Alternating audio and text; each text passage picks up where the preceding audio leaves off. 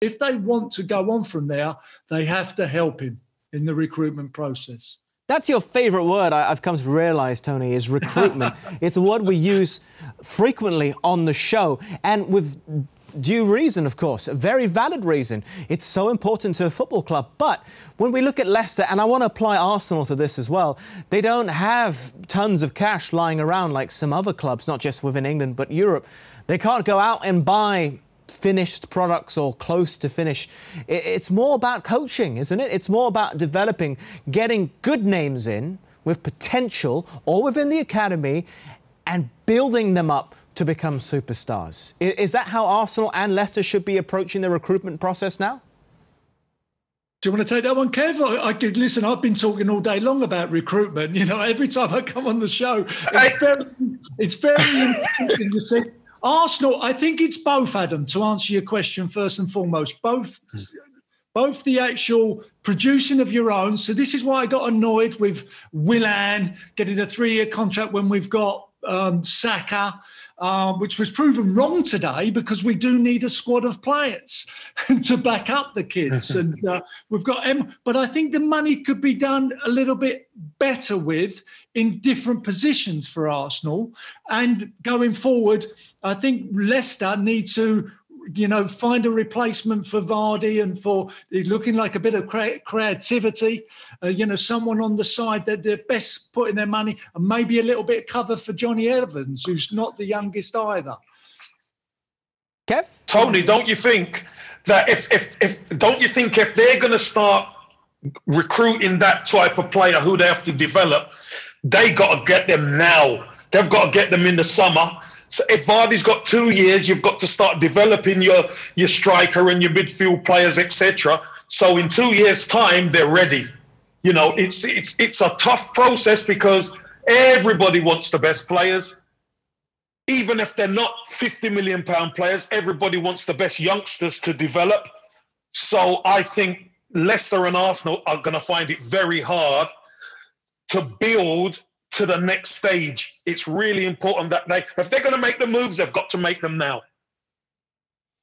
It's just amazing as well when you think about it that it's been 17 years since Arsenal won the league. Yeah. It's been a very, very long time. If they want to get back to that platform, perhaps Kevin is right, they really need to start bringing in players to learn from the experienced ones while they're still in their prime. At Arsenal, it could be Pierre-Emerick Aubameyang or a Lacazette. At Leicester, it could be a Vardy. It has to be done as soon as possible. So players like Odegaard, you know, my argument is, do you need that type of player when you've got Emil, you've got Martinelli, you've got all these other kids that are coming through, Willock, you know, who's not even mentioned Joe Willock. You know, you've got all this kind of talent. Now, for me, I think we've lost out. As a sports director, and I've been sports director at 7 clubs, you know, you kind of spot your weaknesses. Where are your kids coming through?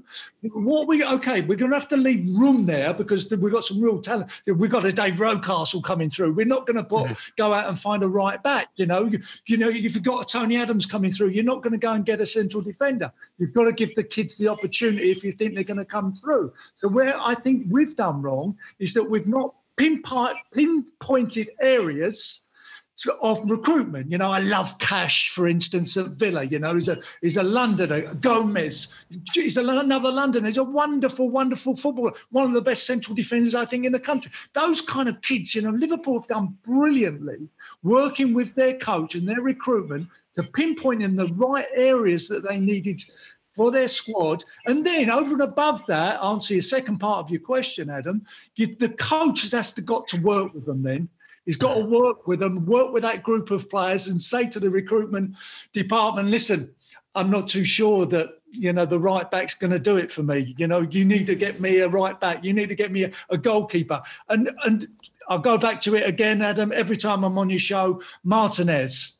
You know, Lino, you know, that is, for me, you know, that is a massive mistake. You know, I can't tell you, if I'm the owner of the club, you know, and I'm looking at my sports director and I'm going, you know, if I want any desire to win the league, any desire whatsoever, you need 2 goalkeepers.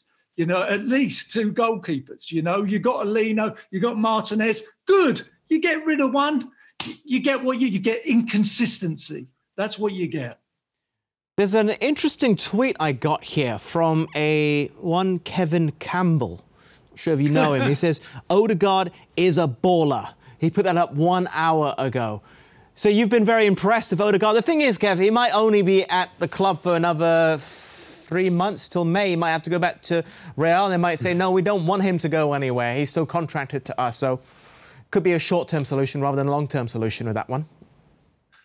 Yeah, it could be, but I think it's one of them where you look at it and it's a bit of you try before you negotiate and possibly buy.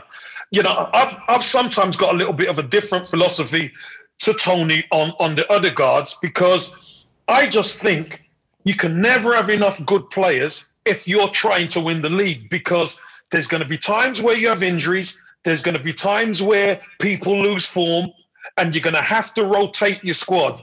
And if you're rotating your squad like for like, good player comes out, good player comes in, then you have a chance. But when it's good player goes out, lesser player comes in, then you tend to get a drop-off.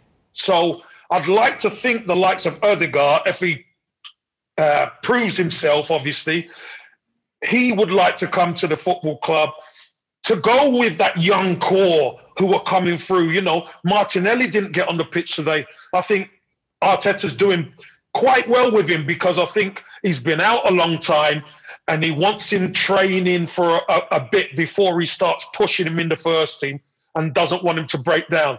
Saka got rested today. Smith-Rowe got injured, unfortunately, today. Tony's right. You've got a Reece Nelson who's nowhere near the first team at the moment. You've got Willock who's getting valuable minutes on loan at Newcastle. So there is a core of young players there, and Odegaard fits that model. No, I'm not arguing that, Kev. You know, I think you've got to see if they work. Premier League's a bit special in respect of Odegaard's come into this league, and some people respond to it and can do it. Some people can't. Yeah. So if you get him in on loan and go, let's have a little look whether he can do it or not, if he can play in this league. And I think the jury's still out. I honestly think he's a super player. Don't get me wrong. You know, very talented. Is the Premier League for him? Not too sure about that. And it's going to have to take some time to have a look at that. What I don't like is like being a feeder club.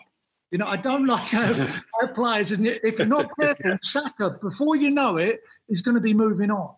You know, and this is kind of, this is where I kind of think, well, actually, we want all the best players from all around the world playing for the Arsenal, because we're the biggest club. Playing for the Arsenal. You know, that's what I would want. So I ain't got a problem in that philosophy. If you can get them over, have a little look at them without buying them. But like you said, if you're bringing players in that are lesser standard, we always had the philosophy. You know, you don't get someone that's less than what you've got. You know, Cedric, is he better than Bellerin? You know, have you made an improvement there? You know, take it or leave it. Or are you telling me we need two? You know, get rid of two and get a good one. You know, that's the that I would have. You know, you always bring players in better than the ones that you've got, or don't bring them to the club. Good philosophy to have. I also have one interesting theory. Not to say a theory, but looking back historically at Arsenal Football Club, Kev, I think you know about this. Some of the biggest names that have played for the Gunners were not successes at their previous club. Henry, when he was in Italy, was not the greatest success. Bergkamp was not the greatest success. Patrick Vieira was not the greatest success, but they were brought into Arsenal, and I think we can all say that they became legends of the club, some of their greatest ever players. Bergkamp, Vieira, Henry. That is another possible route to look at players that have been ostracised at clubs, maybe even an Odegaard, Kev. That sort of ilk that can be developed, like Henry was. Adam, what you got to understand is all these players were failing at whatever club, but that man who's sitting opposite me was the captain of the football club when they came in. And the culture was there. The winning culture, the winning mentality, that toughness to get you across the line was already there with the back four and the goalkeeper. And they had a leader. That's the key. They had a leader. Arsenal at the moment don't have a leader. So when these players come in, they get a feeling for the club. And once you get a feeling for the club, the Arsenal's one of those clubs what make you feel at home. They felt at home, and then they produced their best football. And it was brilliant to see everybody coming through under the stewardship of that leader that is Tony Adams.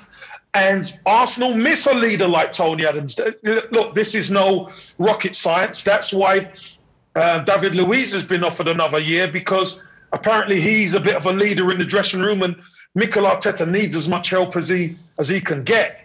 Whereas, you know, under the previous managers that Tony played under, he was the man in the dressing room. He was the leader. That dressing room policed itself. So you can never take the leadership for granted, because when it's not there, the club will suffer. What do you make of the dressing room right now in the Arsenal side, Tony? Because you could argue that it cost Arsene Wenger his job, that he put his confidence in his players and let him down. Unai Emery, Freddie Ljungberg, maybe, who knows, Arteta in the future. It's far too early to say, but it's just something I'm throwing out there to you. Yeah. Listen, I want to listen to Kev all day long. Thanks for that, Kev. That's really kind of you. But we did have principles. We had standards. And the class of '83 that I was privileged to come through with 6 internationals in that class of '83, Martin Keown, Noel Quinn, Paul Merson, Rocky, Mickey, 6 internationals. It's happened twice in the history of football. The class of 92 and the class of '83. You get players from 2 areas. You get them through your academy, you produce them yourself, or you buy them in. That's where you're at. And both these clubs, Leicester and Arsenal, have had to work in this area. This area of producing players in the right way. And there's a balance in there, isn't there, Kev? Yeah, definite balance, Tone. And I think what else you have to take into consideration for anybody who's listening is there's so much more teams who have money now. Whereas before, if you're Arsenal, there's only a few teams who would really challenge you for the better players. Now, everybody's got money. Everybody's got the fancy training grounds. Everybody's doing pretty well in the Premier League. Everyone wants to come in. So the recruitment, you have to be sharp on the recruitment, and you have to have the people within your club who can get these players to the next level.